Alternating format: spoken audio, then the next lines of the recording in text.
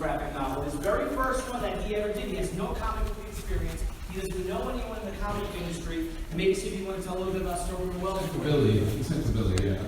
Well, very good to see a nice, interesting cross-section of people who use crowdfunding and what's out there in this group. I come from I'm a playwright, I'm a screenwriter, I'm a television, but I've always known people who are getting buildings in the comic book industry. Well, I had written a screenplay, a feature screenplay, maybe the first of a trilogy, called Stoker Wells. And the idea is for sort of that audience who would maybe want to go see the Robert Downey Homes or Pirates of the Caribbean, that kind of summer film that kids want to see, but the parents want to see as well as ideally a little bit of political intelligence to it, the period setting. So I wrote this script and people really liked it. No one really pulled the trigger.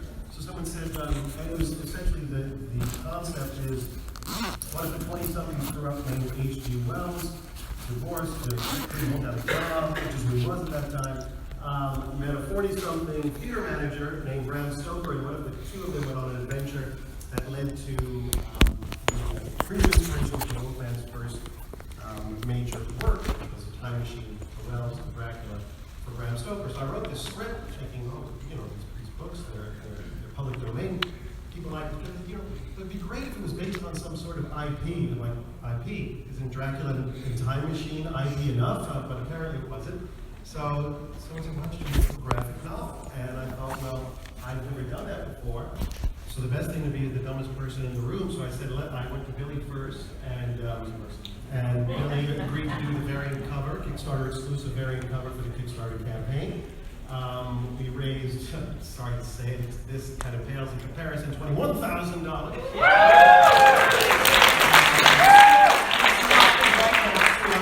We raised $21,000 in 2017 to do a 54-page book. But in the doing, we realized it's really a 94-page book, so it's taken longer, a couple extra costs. We can put it out for the money that we raised, but we're cutting some corners on other areas we don't want to cut. So right now, I have an active live Kickstarter campaign going on, raising a measly $9,700, which we're 25% raised already in the first week. And so if any of you look up Stoker and Wells, you can see the great rewards, including Billy's variant cover. So I just put a great team together. Our editor, who was the moderator here, who was a little late. A wonderful artist, Mary Morgan, and I'm just learning a whole lot in the doing. Thank you.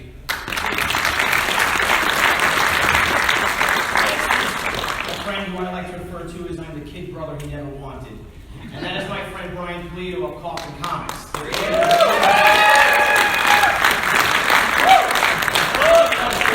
As the king of Kickstarter. Ted, are you done? There you go, Ted. I stole everything from your campaign. You were a big, Brian was a big Absolutely. on you and His all. book, Lady Death, I looked at how all his tiers were set up and kind of what I really admired his business model and his fans are so, they come in on day one. And so that's the thing I'm trying to crack in my campaign. I'm trying to see what does Pulido do. So we're always learning from each other's campaigns. Yeah. And so, now Brian, you've been doing Kickstarters for 5 years. I have. So I've done 15 Kickstarters. I've fulfilled each one within 8 weeks of close. Cumulative, we raised something in the domain of $2.6 million. Woo!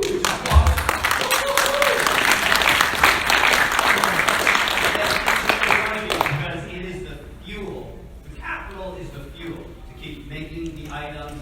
You guys have seen, some of you have, some of you haven't, but it's enabled us to actually buy a building which we've turned into a distribution center.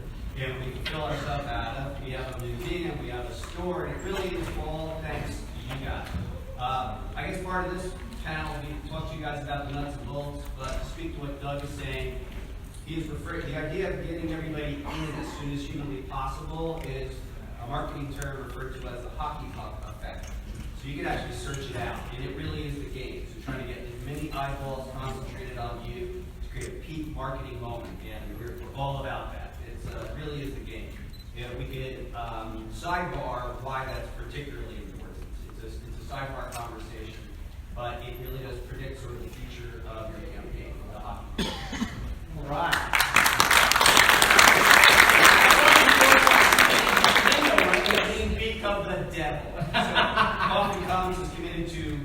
one Kickstarter or some crowdfunding tool every quarter. And coming up next is on August 7th at 7 p.m. Pacific Daylight Time, the 10th chapter in Lady Death's Undead Life, Lady Death Blasphemy Anthem.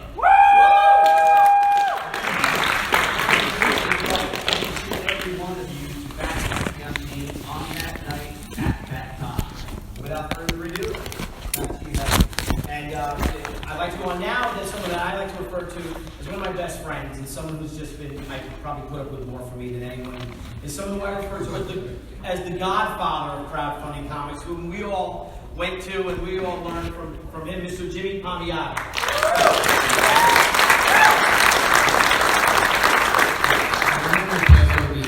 The Inkpot Award is so well deserved with you. I just have to point that out because as somebody who's known you since you started in comics, Billy's made it his life to bring these books to all you guys, you know, and it's a really quick award. He got the award, they said a nice thing, but the weight of it is huge because I've seen him have, every career is a roller coaster. You know, you do great, you have this great book, nobody knows who you are for a couple of years, you come back with something, it's sort of know who you are, you look familiar, and so on and so forth. And Billy's managed to do something which I always say is probably the most important thing. He's been able to connect with his audience. In every San Diego, you guys know he's in that same spot. He's there, you know, and just always there greeting people, always saying hi. He remembers your faces. I don't know if you guys, anybody experienced that? And Billy, go see him, right? Every time. He's the official greeter of Comic-Con. He is. He's right in front. He's right in front. Walmart then. Yeah, exactly. But he's also the guy that encouraged his friends, you know. And in comics, a lot of times it's tough. You know, we're up here talking about successes and stuff, but a lot of times it's tough, and we need cheerleaders all the time. And it's great to have the audience out there, but you need the close friends that really talk in your ear and say, you know, you should do this or we should do that. And he's been one of those guys I've always felt like I can just call any time and bother him about completely anything, any crazy subject. It doesn't even matter if it comes. But I've always wanted, as you want with your friends, you always want your friends to be successful. And like I said, I've never had a hesitation going out of my way to make sure that I can help in every way. And that award is so deserved, buddy. No. You know?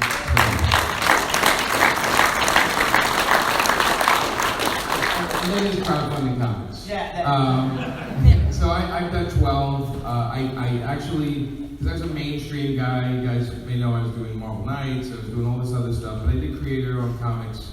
Before that with the event, actually, Brian and Billy, we all had, at one point we had a booth in San Diego that I know the con was not very excited about. It didn't make it in the 50th anniversary book, probably for a reason. Yeah, because we just caused chaos. Thank you. The next year Fire alarm lights, you had the drums, you had the fog machine. The Michael drummer. Yes, it was a full motorcycle just parked right in the middle of it. My motorcycle driving around. It was the most insane three coming together of companies, but they never wanted to see us do it again.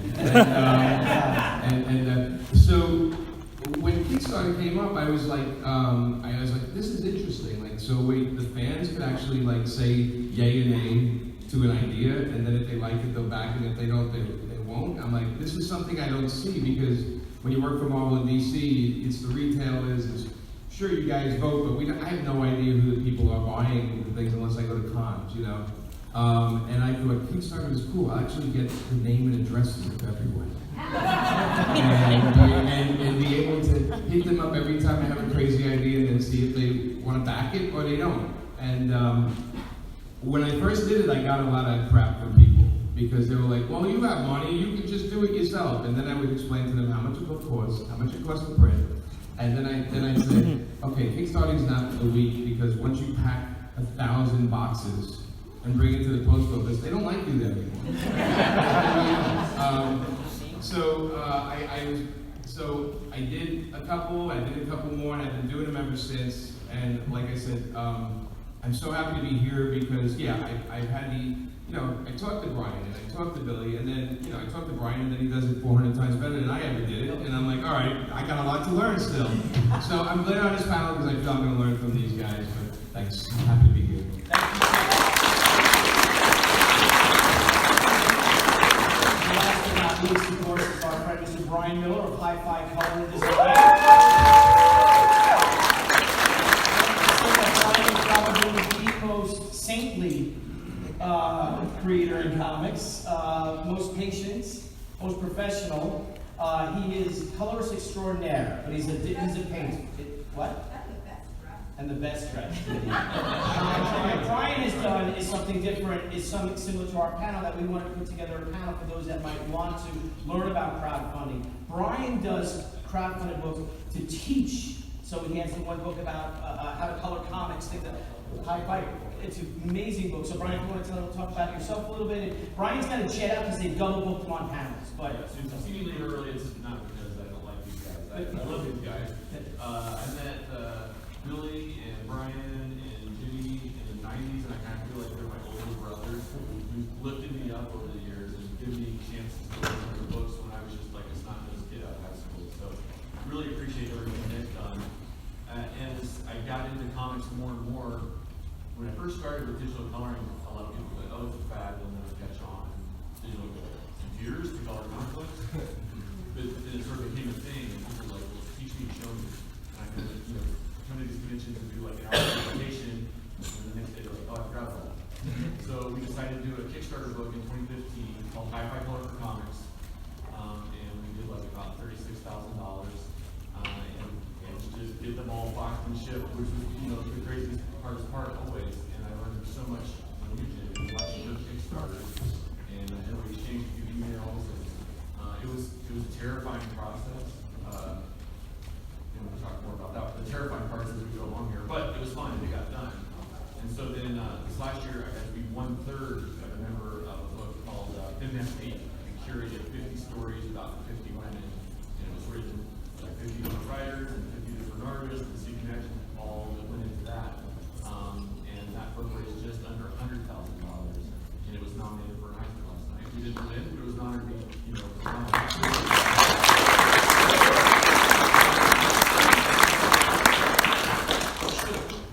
all right, so ladies and gentlemen, take it over to our moderator, Mr. J.C. Vaughn. I've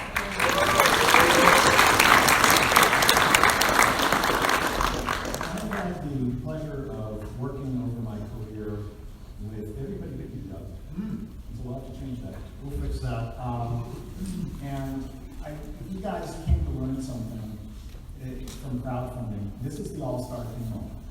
When Billy told me that he wanted to give up his spotlight in order to do this, I said, well, you know the guys you got to call. And he called, and we all came. And we cover a wide range of experience here, both with the creative and business disciplines, but every one of them has something to say that we can learn from. I know nothing about the technical side of coloring other than what I read in Brian's book, and yet I now know enough to talk to my colorists. It's an amazing thing to witness these guys. Brian has turned this into an art form, and you certainly have had your success. And so I'm going to ask everybody sort of the same questions, because I imagine you guys have different takes on all of them. Before you do, I want my ink.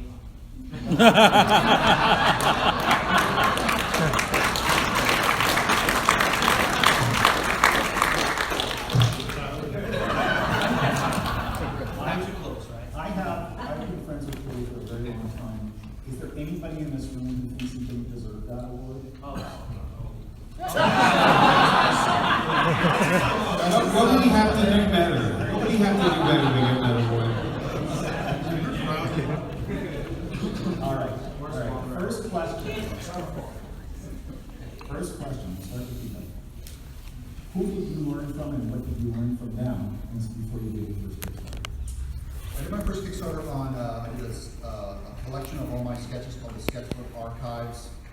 I was kind of shown the ropes by a guy named Jason Brubaker, who does Sift Rock and Remind, and he said, this is how you do a tier. And I walked him through the first Kickstarter, and based on that, I was able to raise $105,000 on my first Kickstarter. This is my 5th one, and what I learned the most from these guys. So I would always check out what Brian was doing. I always go through his tiers and see, look at the timing, the idea of stacking multiple books and offering your back library.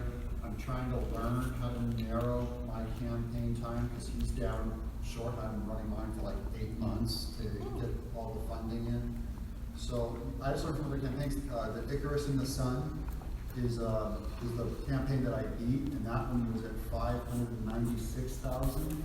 And just looking at the elegance and the beauty of the design of that front page, very simple. Even how he gathered his crowd, like he had 2.5 million Instagram followers. And I only have 6,000, but I've got 12. Over this last year, I've gotten 12,000 YouTube subscribers. So it really is the social media side. I go on Billy's show when he started crowdfunding comics. I just start going on other people's shows. What Brian mentioned about the launch time, that is the hardest thing to get out there, is to communicate to people who you know want your book. They don't know it exists because they can't find anything on the internet. So getting just that link in front of everyone's face Finding that way to stand out among everything else out there on the internet was the biggest thing I learned. But so the other thing was I had done, I've done 10 graphic novels with Image and 6 through Scholastic. So I kind of knew the amount of time it would take to do the book. And another thing that I do, which is why I think my campaign's open so long, is I do live streaming where I just point the camera down at my art desk and I live draw pages. You get a lot of views on that? I do. It's maybe 1,000 views, but it's why I do original pages, and then people see that page and go, oh, I want to buy that page. Oh, there's a tier with an original page. Those go for $9.50 a piece. So that bumps a lot of the crowdfunding up. Like putting on a show of actually doing it live helps bring. That's phenomenal.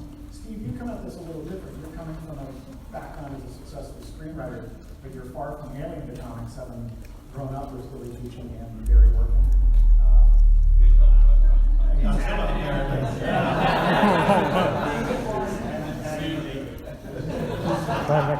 So, I can honestly say it's never happened in any other panels. Don't eat the enchilada. But what did you study before you came in for this first book study? Well, I don't have a fan base the way comic creators have, so I do a lot of research. I have been a part of, well, I did not run once a campaign for a short film, so I saw what happened. I saw, basically you shut down your life for 30 days. You have to do not do this, do not leap into Kickstarter unless you're ready to go out there. But what I found, I watched a lot of tutorials, watched a lot of things that worked, things that didn't work. Realized that you had to be have dignity, be self-effacing, have a good sense of humor, and be gracious and thank people. But I found that the number one thing I learned was that you have to have one-on-one contact. You have to find ways to reach out to people directly and not rely 100% on social media, because I found that the majority of I would find pledges when I would reach out to people directly, and as well as take advantage of every situation that presents itself to you for 30 days. Like, for example, if I happen to be theoretically running a Kickstarter campaign at the very moment that we're sitting here, yes, I think I'm the only one who's actually running one, as we're sitting here, I might in theory say to you that for anybody who was to pledge $35 or more, what's this under me? Oh, I know. As a Comic-Con exclusive, remember dignity, Comic-Con exclusive, individually numbered and signed by the artist, all the reward that you would get, including the book delivered to your door free of charge. You would get this, one of 50, numbered and signed by the artist, shipped to me as a San Diego Comic-Con exclusive that I would loiter out here pathetically and hand you once I saw that you had pledged, or at Billy's booth. Yes, that's what. If you were to be so crass as to. Yes, if I were so crass as to do this. But of course, anybody who just donated at the $5 level, I will give you one of these signed Stoker Wells postcards signed by myself. That's just the kind of thing you might do if you were stupid.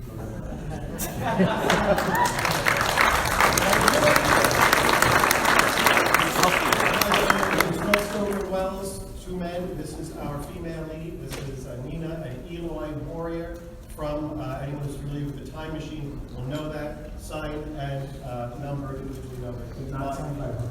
And only available here at San Diego Comic-Con to people who contribute to Kickstart.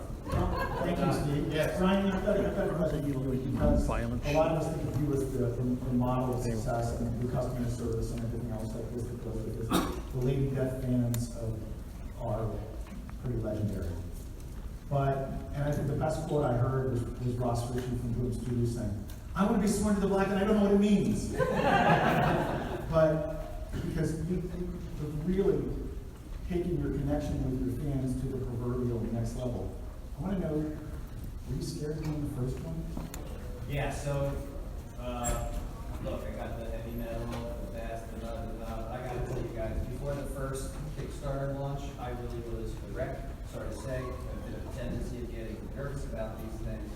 And I want to acknowledge and thank Jimmy, who was on the speed dial when I'm trying to figure it out and put it together. I called the mayor, the Godfather. We all know, like you guys don't know, but we all know this is the Godfather. Here, here.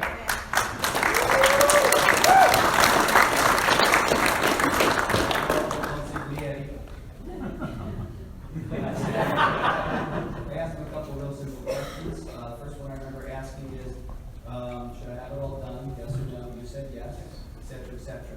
So Jimmy gave me like that temporary feeling of confidence that would allow me to give it a shot. And so absolutely. The bad news is like we're about to launch the 16th and I tend to still get that way. But I guess what I realized over time is my message for all of you guys and gals, wherever you are with your crowdfunding, it's your first time, it's your fifth time, it's failed, it hasn't, is if you're scared, if you're nervous, I can still do it. So I've learned to kind of deal with my tendencies, but still keep. Don't you think that nervousness, when you channel it the right direction, that's your attention to detail? Got it. So yes, so this is what's going on in my mind. I want to avoid giving myself anxiety, so I try to plan my way out of it every time. That's really good. When you had the first success Yeah. with it, did you feel like, other than Jimmy, had you looked at any other successful campaigns that influenced you? Yeah, thank you for that question. So I'm obsessed with studying all crowdfunding campaigns. I know you've all heard. And we, after every campaign or before we retool, we have a small committee and we behave like we've never seen this stuff before. We try to absorb it again. And I guess the other trick that we use is we look at other fields and we look at how other fields platform their products in today's economy. So for example, we look at the record industry, we look at how limited edition clothing brands and sneaker brands bring things out, and so we try to take a look at it in other areas.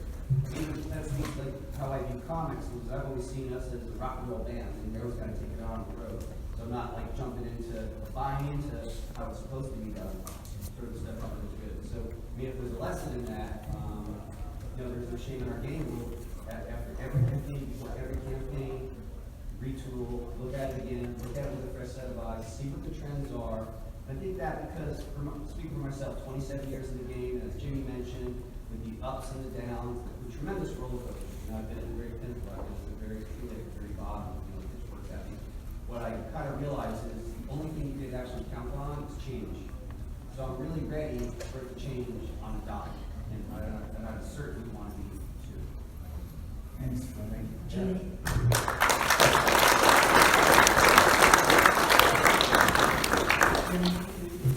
Brian probably the mayor, and we all I'd like to plead the fifth. I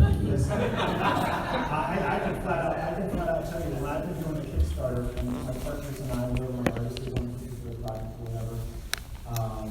If you see a flag pop up, and Jimmy, we all have the power to make it. And Jimmy has been really forthcoming with lots of information, lots of advice. And truthfully, everybody I've talked to on the panel previously has been too. And you'll find that there's a real spirit of cooperation, even though we're competing in theory. That everybody wants to get the best stuff out there. Jimmy, when you were starting your first one, because you get a big influence on all of us, what influenced you? So I actually read the New York Times article about Kickstarter. And I was curious, and I went on it, and I just started looking around, and I just started thinking, well, if I was going to do this, how would it work for me? You know, because as much as I was looking at everybody else's campaigns, I realized that, well, I can never do that, I can't offer that, or, you know, I can get Amanda to do that, that's great, I'm going to use it as much as I can. Thank you, sweetheart. Ladies and gentlemen, Mr. Amanda Cox.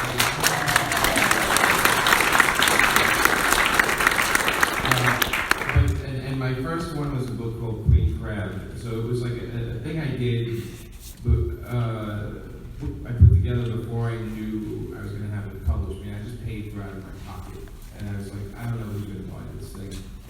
And then I looked at the campaigns and I said, okay, so this is like, if people like it, they're going to buy it. And if they don't, they're not going to back it, you know?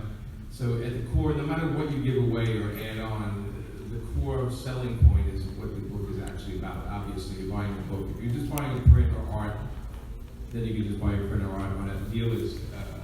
And then I started backing a lot of Kickstarters and seeing how I was getting the packages coming to me. So I backed some. I backed my friends. I backed everyone. And I started to see, oh, this guy's late, and this guy thing came bent, and you know, this was a good one. Why was it good? You know, and slowed each one down to see why I was attracted to even backing it. Like, what was it on that page that made me back it? So I did like all that stuff. You know, the common sense thing. Like, we go on Amazon, we know right away there's 800 of the same product, but something goes that way. And it was the same thing with the Kickstarters for me. I was looking at them, and then I said, okay, well, the worst I can do is fail. So why not try it? And it's pretty much been the theme in my career, because people always remember your successes, but man, I got a little house of successes, and I got like a city of failures, right? And but people just look at the house, you know, and they say, oh, you know. So when I did it, I didn't have to raise that much, but I realized, okay, now what do I do? Now I got to ship all these, and then I said, well, I noticed the Kickstarters I really liked was like they would send a note and they would actually sign it, like the person would actually sign it, and I was like, oh, that's cool, you know. And then I was like, oh, everything should be signed. Sure, if you're doing a Kickstarter, you know. So I started picking up on these things, and that's how I started it. I mean, I did the first one. I got a lot of pushback because people were writing me and saying, well, you do whatever it was at the time, whatever comic. Maybe I was doing Jonah Hex at the time, I think.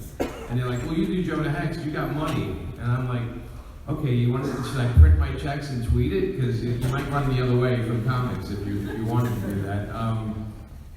So I just thought this might be a great opportunity for me to get all the ideas I have that companies really don't want. And a lot of my stuff goes towards the adult realm because I'm an older person and I like adult things. So I just learned from the people that did it before me, and then all you guys afterwards, because everybody's doing it much better than me now. But I know my audience. My audience is around a certain amount of people, and I kind of aim my campaigns towards them. Of course, I always want new people, and that's why we're at the shows, and that's why we do all this stuff. But it's just a learning process. I feel 12 in. I think by like 28, I'm gonna nail it, like really good. You know. One other question, sort of about what you talked about the research, because to me, all of this is learnable, Right. you know. And what do you see? How long did it take you to research the time from the time you saw the Times article to when you launched your face? Probably around 8 months. Okay. You know, because nobody, like I said, I didn't know anyone doing it. Okay. You know, I kept looking for somebody that I know that maybe they just weren't doing it. There were a lot of people putting out their, you know, small books and a lot of indie people trying it out. In the beginning, it was not something people that weren't even familiar with it. You know, they were using it for different things. You know, comics were not the biggest part of Kickstarter. Right. Oh, sure. You know, Absolutely. so it wasn't. You know, so I was just like trying to navigate it. Again, if you're not afraid of failing, then you can go and do some crazy stuff. Absolutely. I mean, let's be honest. You know, it's like otherwise you wouldn't get on skis, you wouldn't do this, you wouldn't travel there. You know, sometimes it doesn't work out, but you always get a lesson out of it. And that's what I do with the Kickstarter. Yeah. Billy, you've done both for apparel and for comics. You just did Zombie Song very successfully. You've got She Return of the Warrior coming up. Yeah. What do you think? Each time I know we talk that we learn something, You learn more from your success or your failures? Geez, because we have our show and we ask people, what would you do again? Yeah. And you learn a lot, right, from your failures, absolutely. But you can learn a lot from your successes too. And I think that fortune favors the bold, as we're all here doing this. And what we did is, like, when I first wanted to make a comic book, I met Brian 26 years ago at the San Diego Comic-Con. I was trying to get work, nobody would hire me. Brian had a small table at Artist Alley in small press. And he was the first pro to actually to accept me as a peer in a way, and actually offered me a pinup and laid that, which I think went in the swimsuit issue. And then when I was on the plane home, he was a huge influence on me, really inspired me, and I was like, why not? Why can't I do my own book? And that's when I came to the crowdfunding, because I was terrified of failure. Will anybody remember me? Even though I've done some, pretty good run of mainstream books. But what I, yeah, but yeah.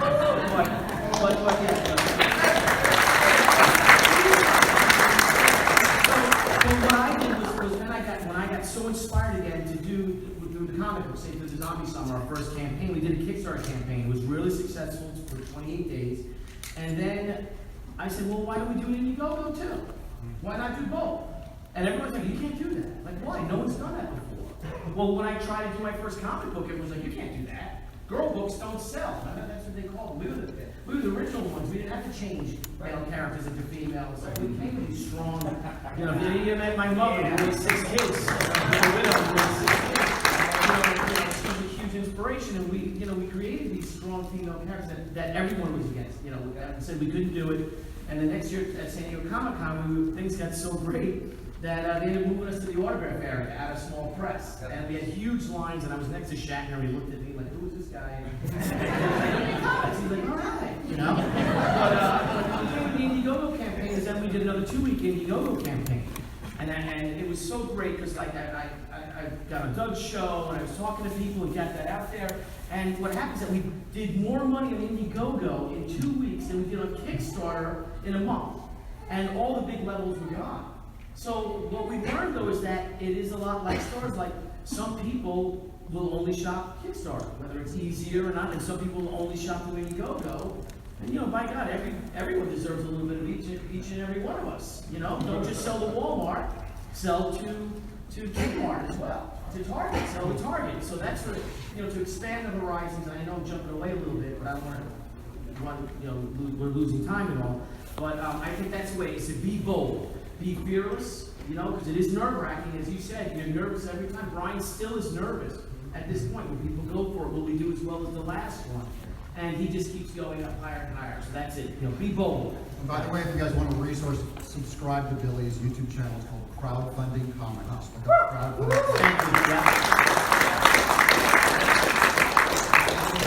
Every Thursday night, 6 p.m. Pacific. And 9 p.m. Eastern, live streams, some incredible. Yeah, anyone wants to come on the show, they're on. Absolutely. Yeah. I'll be on August 1st. I was just booked. Billy just booked me for August 1st. Yeah, that could too. We'll see if I was the pilot. Yeah, no, we've been doing it every sometimes 3-4 shows a week with my partner Niall Scala and I. So if anybody wants to be on it, please email crowdfundingcomics@gmail.com. So, All right, Brian, you're up. What? Just sort of your experience along all these lines. Yeah, we talk about failures and successes and mistakes. I think if there's a way to count mistakes, I feel like I've made them all. I work with my wife, Christy. We run Hi-Fi, and I've always really admired how Jimmy and Amanda work. We're sort of, I don't know if you call it parallel, but they work for mainstream publishers and they create their own. Does she work upstairs and you work downstairs? Well, yeah, we're separated by a ring, right? That's how it works. Thank you. What's the joke? You need square footage and Tucci those. It's a successful marriage. But so, I really admire it. You work for the mainstream publishers, you've got an audience there, but you're also putting out your own stuff. And we have authored a couple of our construction books through a traditional publisher. When the financial crash happened, that publisher went out of business. And those rights reverted back to us. And so now what? Now what do we do? And I sort of had that experience with that publisher overall.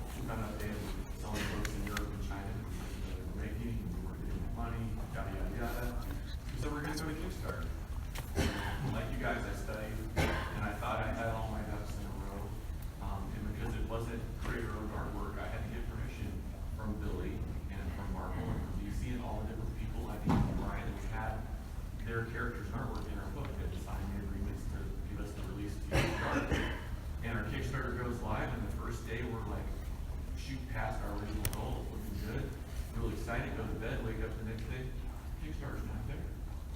There's a story on Bleeding Cool that our Kickstarter got shut down. There's a story on News of Rock that our Kickstarter got shut down. That Brian Miller had been illegally using marble art. And my heart sinks and I panic, you know, like my reputation goes. So I go through the paperwork and find everything, and I'm on the phone with Kickstarter, and then I get on the phone with Marble's lawyers. And we did have all our ducks in a row, it was all legal, but someone at Marble Legal didn't know that. They told Kickstarter, yeah. So by the end of that second day, we're back live. The damage is done, and the rest of those 29 days. Did that wipe out the money, or did that? Luckily, they did not wipe out the money. But the momentum's gone. The momentum is gone, and we had, you know, big story. High Five gets shut down. Little retraction. And Kickstarter's back on everything.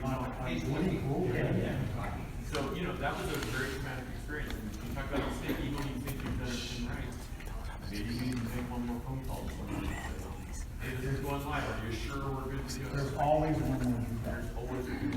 So you learn from those things, or you can't expect them sometimes. But it was still successful and it did get made. But you talk about shipping. I wish I had done what Brian did, how he had it all done in advance, because getting it made, getting it shipped, all that stuff from the time the Kickstarter ends fills people's hands. It's a lot of work.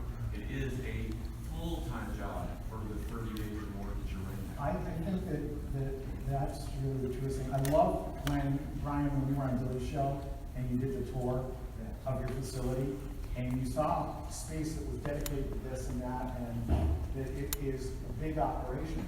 Well, whether you're one person or one person with help or whatever, shipping is the real deal. I think the best thing that Jimmy told me was, once you push go, you're in the customer service business. And you may be a comic creator, but you're in the customer service business. Answer every question. Yeah. And it gets tough because when the art department is working, the service department might not necessarily be working. And when the shipping department is working, you know, the writing department, the marketing department might be, because we're small. And nobody cares about your product the way you do. So if you're offloading that to a shipping company or something, there's no guarantee they're going to take care of it. That's why Brian's doing his own distribution now with that stuff, and he's killing it because he cares and his people care. They're going to package it right and ship it right. And you, I'm going to say that our view is that, yeah, it's all about customer service. I'm the first person working in my company, first person I hired, their job title was customer service manager. So that's where we put the priority. And we actually internally do not view, we view the writing of the story, the physical product, the shipping and delivery and the experience equally. None is less. All are important. Okay, and great or small, like you can have this well-oiled machine like Brian, or you can work into Jimmy's office and you've got lots of piled high of all the things. But you do it. You got to do it. So whether you're just starting out doing it, or you're a one-man army doing it, or one-woman army doing it, you can do it. You just got to do it. It's not. It is the discipline that's the most alien to most of us comic creators. When you're getting into that space, you have a pretty big uphill climb to learn. You learn how to use the little Lego printer or whatever. You learn how, I learned what tape doesn't ship well in boxes, or making boxes that are waterproof in case they get delivered on someone's porch. Because every time you have to re-fulfill a book, you're losing money. You're paying shipping again, you're paying printing again, all in just a workload on it. So that's the big uphill climb, especially when you start paying in the mass. My last campaign was 3,300 backers, and I'm up over 8,000 backers, way outside of my purview. So I work with shipping and fulfillment companies, but still, how to talk to backers. They expect, this is social media, so they expect one-on-one talking to you, being held accountable personally. It's not like a mindless store buy you never see, you never know. It's really different than that. But that is the big uphill experience, learning that. But start small in a small campaign, you'll learn small lessons and then bigger lessons. I just wanted to add something about those of you out here saying, well, I don't have a big fan bases on that. I mean, how do I get started? I have a little book, I want to do it. I'm in a way supposed to be sitting, successful at One Media, screenwriting with a big fan. So one of the things you have to do is you can't go into it unless you're willing to reach out to people. You're going to have to write one-on-one to all of those hometown friends. You're going to have to write one-on-one to all of those coworkers. With humility, with grace, be self-deprecating, be thankful and grateful for every $5 pledge, because even though I live in Los Angeles and I'm around a lot of entertainment industry people, the people who gave me the most, who reached deeper beyond what I know what their income was, were the people who I grew up with in North Babylon, New York, on Long Island. Every single one of my Facebook friends was so proud of me and Barry working together and Billy contributing, that they gave amounts of money that literally humbled me. So if you're getting into it, you don't have a fan base, just know you're going to spend those 30 days writing to people, sending them your link, and telling them that's not charity, you're giving them something for their pledge. You'll be surprised. People one by one will step up. So that's what I can say to those of you out there who want to start small and go have some impact. I think that's a really important point, Steve. It echoes what Jimmy said about the personal note going with the Kickstarter stuff, the personal response. I got Steve Conlon's Middle Ages recently, and when the hardcover came in, it had a note and it said, "Dear Jeff," and I thought, oh, that's great, good personalization. It's just form, form, right? And in the middle of it said, "Good luck with your Kickstarter." So it really was a personal note. All right, we've got Time to have a stalker, isn't it? we've got a wrap up note. So anybody want to tell people what you've got coming next, and be done. Yes, because we already. I just want to say, I also, when I get my Kickstarters from Brian Pulido, there's always a little Sharpie on the thing. Hi, Billy, with a smiley face and all that. That's great. Yeah, to my boy Billy, what's up? Yes, I just want to say something. We're releasing She Out next month. It's called Return of the Warrior. 2 weeks after Brian, 3 weeks after Brian. If you guys want to check it out, like I say, go to crowdfundingcomics.com, BillyTucci.com. If you stop by my booth, 1801 with the AB, if you go through B2C entrance on the first booth, you'll see. But if I may, real quick, is just for this. So thank you all for this, because this is a testament. I love looking out and seeing this is an independent. Aside from Jay, with all the success Jay has had in the mainstream and really reinventing Harley Quinn and making movies because of her, and Brian Miller, who's colored every book, we're all independent guys. We're all self-publishers. We're all small indie guys. And it really warms my heart to see a double room like this filled with all you guys to come. So I just want to, thank you all for this.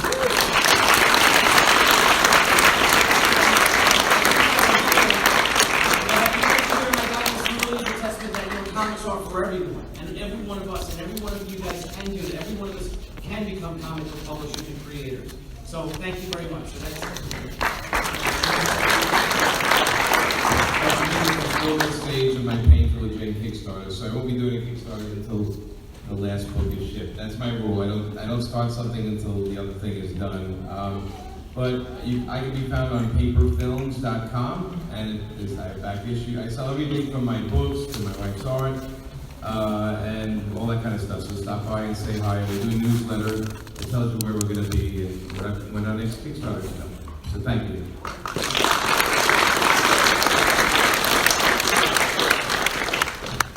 Visit me and the Coffin Crew at booth 5530, right across from the Kid, down the hall. And please, back Lady Death, Blasphemy Anthem, on Wednesday, August 7th at 7 p.m. Pacific Daylight Time.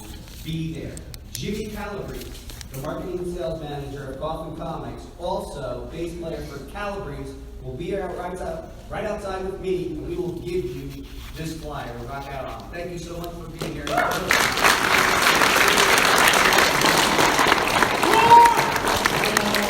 As I mentioned, I am running an active Kickstarter campaign right now. A week in, 3 weeks left. If any of you in this audience, it's Stoker Wells, my name, also friend me on Facebook.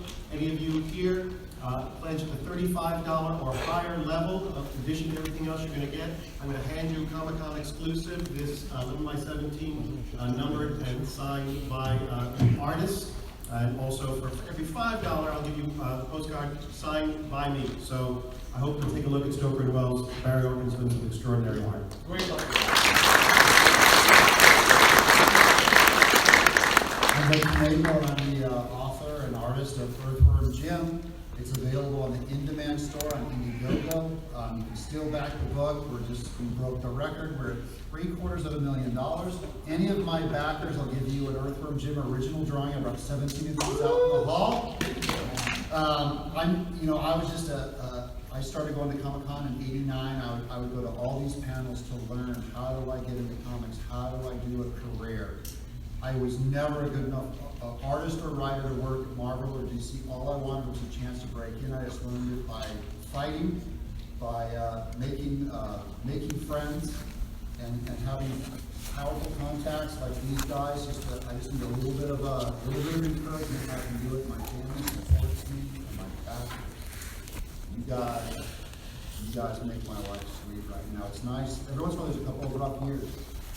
So it's nice to finally get a victory lap and get a little breath of fresh air. Good on you guys.